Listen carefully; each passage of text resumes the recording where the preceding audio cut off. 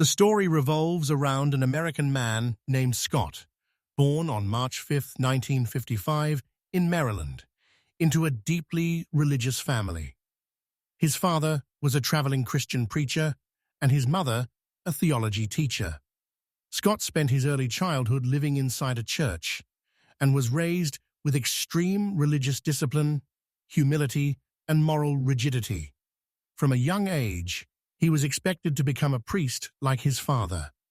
Despite this, Scott dreamed of becoming a doctor and university professor, a dream that stayed with him until late adolescence. Instead of medicine, Scott studied plant genetic engineering at Evergreen State College in Washington.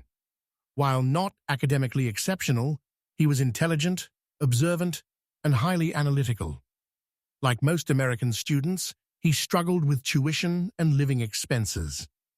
Rather than working a normal job, he carefully studied student behavior and identified a demand for methamphetamine, which students used to increase focus during exams. Scott approached this not recklessly, but as a business operation. He set 4 goals: remain completely outside suspicion, spread the product efficiently, secure a stable supply, and ensure he would never be legally implicated. Scott never used drugs himself. He built a distribution network using a popular student intermediary while presenting himself as a devout, moral student known as the priest. He initially bought drugs from dealers, then later learned to manufacture them himself using university laboratories, bribing a lab guard under the pretense of studying. Over 3 years, he sold large quantities, earning over $120,000, most of which he donated. Upon graduation, in the mid-1970s, he completely exited the drug trade without ever being suspected. In 1977, Scott moved to Hawaii and worked on farms. There, exposure to marijuana fields reawakened his attraction to underground operations. He slowly re-entered the drug world, this time through cultivating marijuana, first by stealing plants, then by secretly growing them among legal crops, and eventually on land he owned. Over years, this operation expanded significantly, earning him approximately $28 million, most of which he continued donating. Despite his wealth, Scott lived an ascetic life, embracing hippie ideology, rejecting religion, and isolating himself in a treehouse he built on his land, presenting himself as a harmless, eccentric nature worshipper.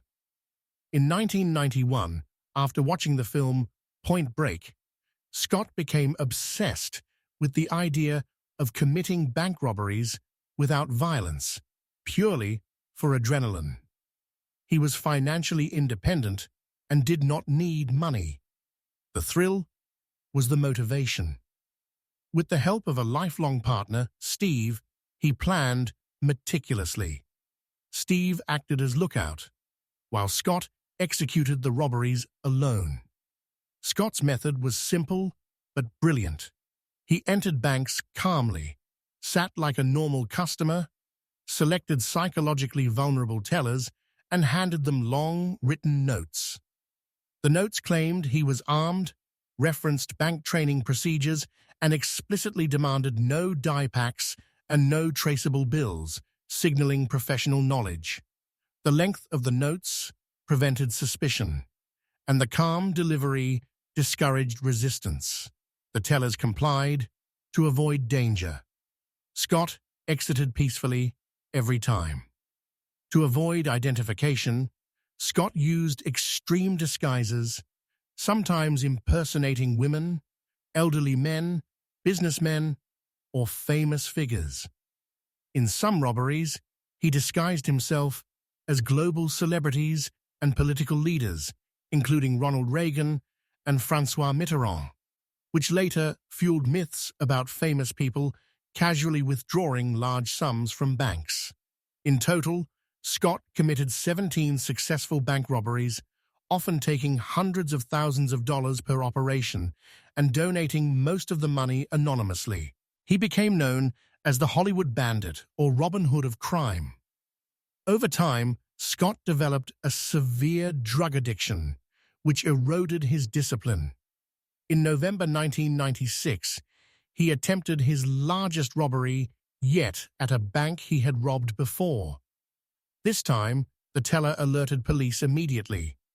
Scott, Steve, and a third accomplice fled, but were pursued by police and a helicopter. Their car crashed. Steve and the accomplice were seriously injured and arrested. Scott escaped into the forest, but was surrounded in an abandoned van. Realizing there was no escape, he committed suicide before police could arrest him. After his death, authorities uncovered the full scale of his life. Scott had financially supported over 100 families, donated to multiple hospitals and charities, and despite earning tens of millions, possessed less than $20,000 at the time of his death. His funeral was attended by hundreds.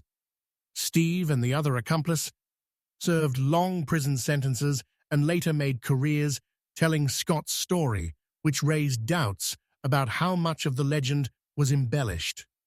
Scott remains one of the most unusual figures in American criminal history. A deeply religious child turned atheist ascetic, a drug manufacturer who didn't use drugs, a millionaire who lived like a hermit, and a master criminal who stole not for wealth, but for adrenaline, control, and artistry. His story continues to blur the line between criminal, philosopher, and performer,